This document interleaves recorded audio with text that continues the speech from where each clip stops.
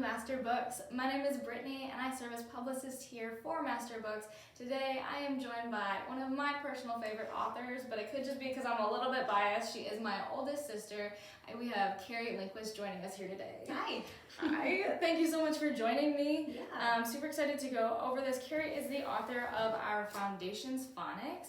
It is geared towards kindergarten through first grade. And yeah, we're just super excited to go through it. So Yeah. Carrie, could you give us a little bit of a backstory on how this project came to be, maybe a little bit of your heart behind writing it and what that looked like?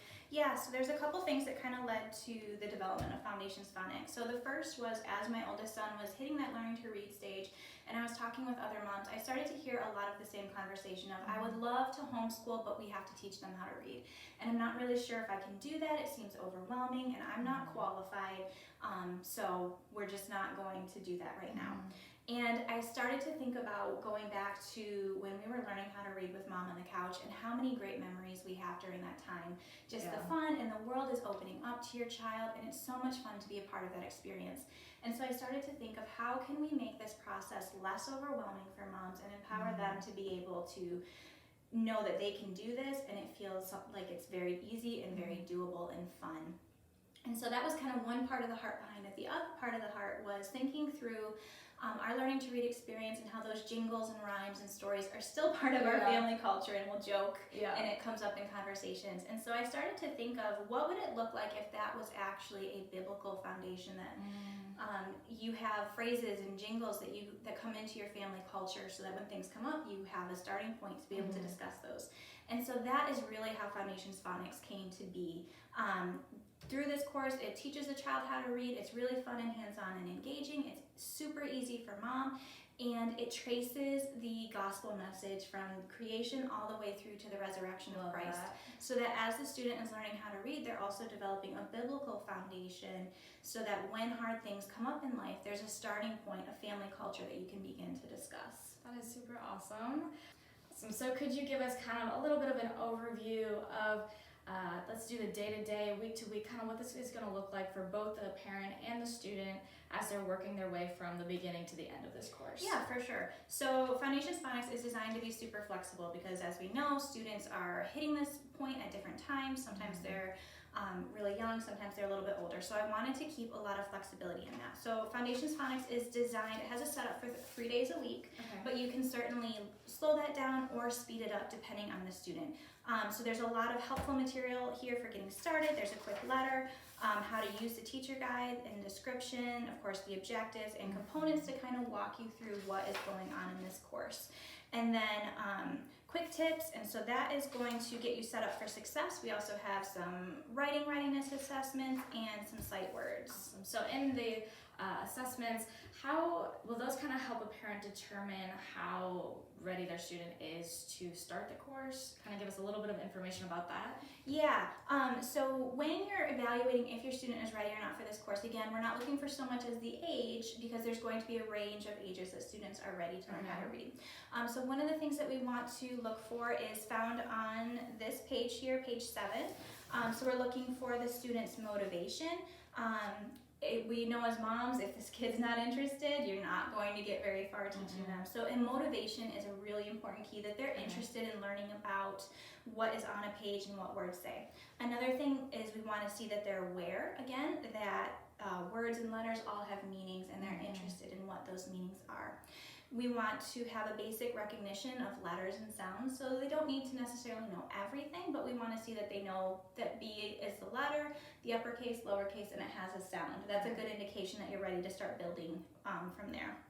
And then another component is that they can identify. So you can tell them a story and then they can tell you the story back in their own words, because that's going to be a key component for their reading comprehension of being able to hear or see something, relate it to themselves, and tell it back.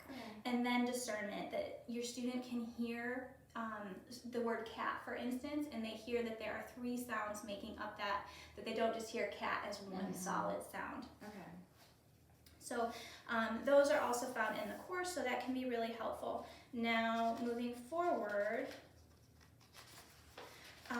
there are a lot of hands-on activities in the course. And so in the beginning, we have a master materials list.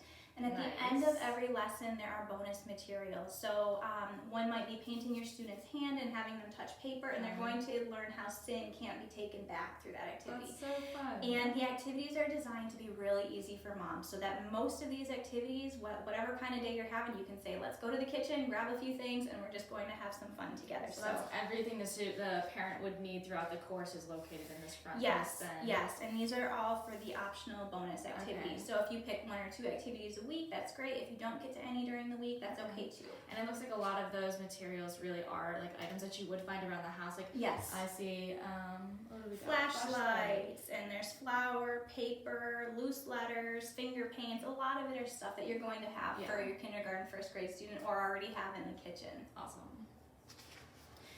There's this schedule, and again, that's set up for a 3-day-a-week schedule that you're doing this course. The other 2 days, you would be reading extra books with your student to help them develop their skills. Awesome. After that, it's going to move into the instruction for the lessons. So the lessons are set up, there's a narrative portion, and this is introducing the letter to the student and also giving a biblical, they're tracing the history through the Bible. Okay. And so it starts with N is for nothing, none, not even a bit. And they talk about how at the start of creation, there was nothing, none, not even a bit, until God started creating. And so you'll go through the lesson narrative. This part, the reading with your student, tends to be about 3 to 5 minutes, depending on how quickly you go through it and how often you pause with your student to interact. So it's designed to be really quick and easy, and then there's a lot of natural breaks in it to work with the younger attention spans. After that, there's a worksheet, and so the student would go through the worksheet, and again, you can break this down into sections and do a little bit here, a little bit there throughout the day. Depending on your students' like attention span. Right. So like if they only want to put in 5 minutes, and you can pick it up later in the day and be like, hey, let's jump back into this fun project we're working on. That's awesome. My sons have very short attention spans. She can attest to it.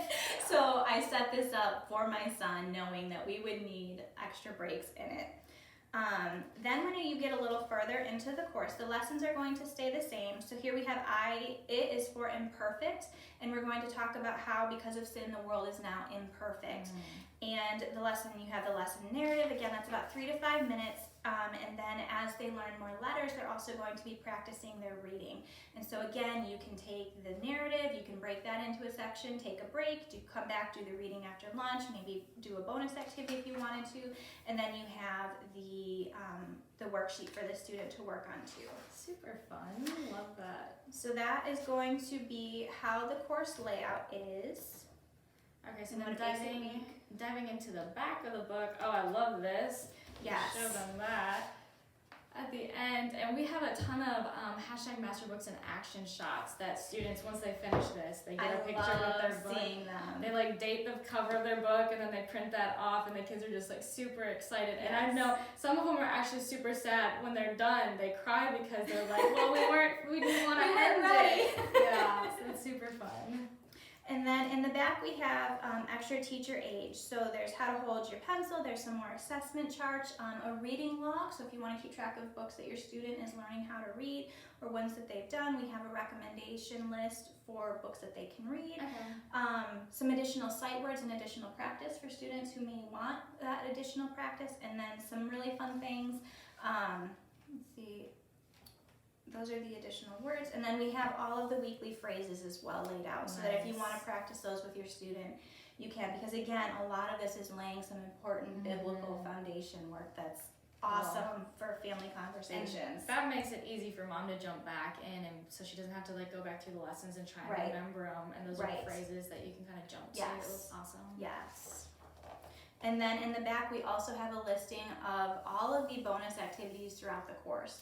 So that if there's an activity that you really like, but you can't quite remember what it was, you can find it in here. Or if none of the activities that week sound like something you want to do, then you have all of these activities back here that you can look through to find one that would fit your student for that week. Love that.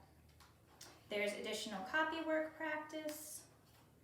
And that's that. So as you kind of mentioned a little bit, for like writing stamina and that sort of thing, how much will the student be kind of using their writing stamina and building up on that? Like, how much writing is there for the student to be doing? Yeah, so there again, it's designed to be really flexible. In the worksheets, there is writing practice, usually a row to practice the uppercase letter and the lowercase letter. But for younger students, when a student is ready to learn to read at a younger age, they don't always necessarily have the fine motor skills to be able to write. And so if that's the case for your student, you can still absolutely use the course and you can save some of the copy work until later on once they're ready. You can still be practicing with them, maybe using whiteboards, and there's additional writing bonus activities in here. But you can tailor this part to really fit your student and what their abilities are for when you're starting. Because I know that's a question that we'll get sometimes, is how much writing, how much reading, kind of gauging that. So that's awesome. Yeah. Okay. Do you have any additional tips for people who are going to be jumping into this course? Things that you've seen that people may have had questions on, that you found really works for people or works personally for you? Because I know your son's going through it as well. So one of the first things is attention spans, because at this age, attention spans can be a little bit tricky to work with. And so for that, my tips are take breaks when you need to, engage with the student. There are natural breaks in the course where you can engage with them. Another thing that I found that my very active son really liked was at the beginning of the lesson, I would tear out the student worksheet and give that to him to start coloring his letters. And that would give him something to keep him occupied while he was listening. Another important thing to remember is that at this age, we're not necessarily looking for their perfect attention, focused right on you.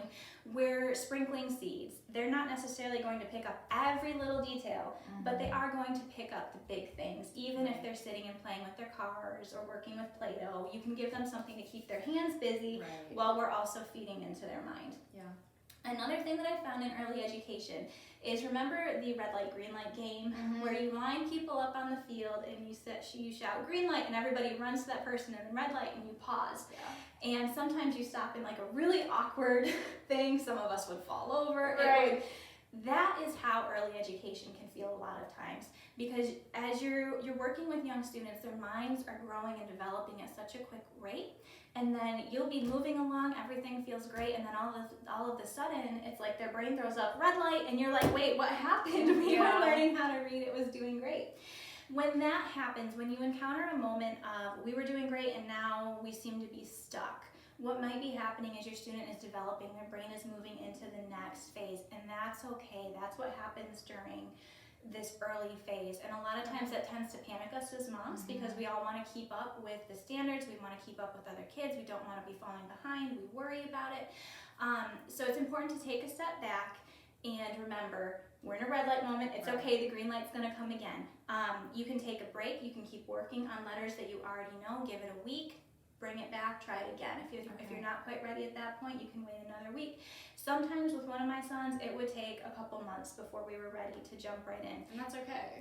And that's okay, because we still got there, and he's a phenomenal reader now. He absolutely devours books. He was sitting on the couch reading me a story the other day, and I was like, how do you know? He loves to narrate everything too. He's really good at working through everything. I was amazed at how fast he was working through the book. It was awesome. And when you encounter those moments, a lot of times their brain is just growing into the next phase. And sometimes too, there's other emotional things that are happening. Sometimes life is a little crazy and their brain's just kind of self-protecting. So there's a lot of things that can be happening that we just need to give some time and space, keep having fun, keep learning, and eventually, whether it's a week or a couple months after that, you pick it back up and you find they're just moving on from there, and you're like, what happened? We didn't even work at this, but they know it. And so if I could give a message, like, it's okay if you do encounter a little bit of a hiccup or a little bit of that red light moment, the green light's going to come again, and then you can continue from there, and they'll still grow into really great readers. Right.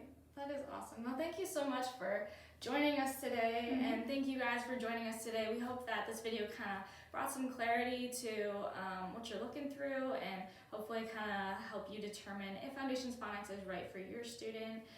Again, Foundations Phonics. We're super excited. Thank you so much for being here. Thanks for having me. And so God bless, guys.